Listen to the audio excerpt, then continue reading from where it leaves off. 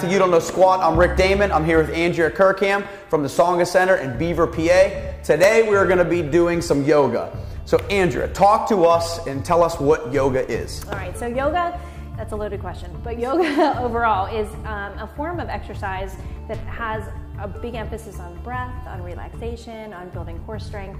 So it's a whole body workout, but it has a little bit more to it than a regular workout might have. So what we were talking about earlier is that a lot of people are inactive. When you are inactive, you have developed pain, a lot of pain probably over some time.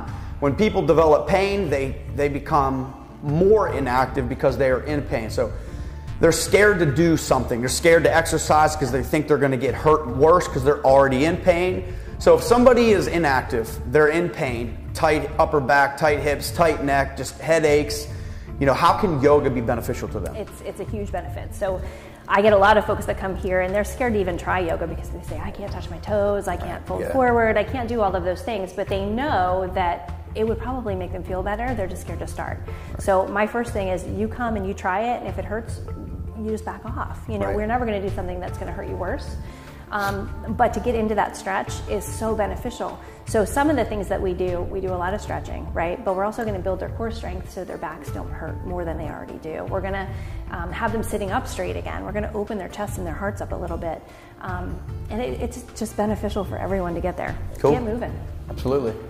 So we were talking about how a lot of people come to yoga class or they come to a workout and their shoulders are way up here after work, right? Mm-hmm. So they sit at a desk all day and they're super stressed out and they can't get work out of their head and they can't just leave it at work.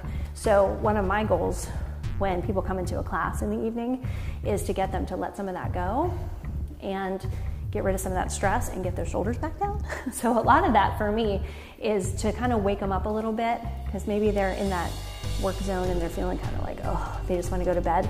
But if they do that, then they lose their whole evening that is for them. So what I like to do is introduce some heart opening postures. We call them heart opening. It's really just gentle back bending.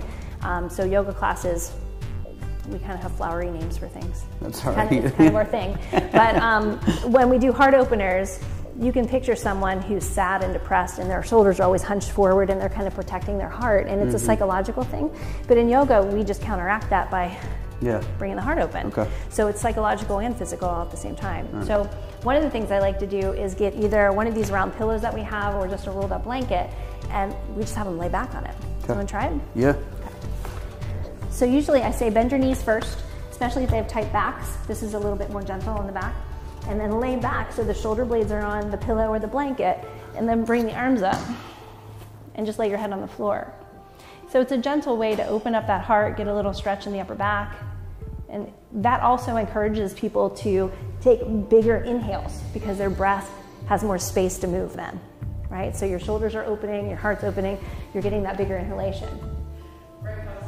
It's great. I'm gonna lay here for a while.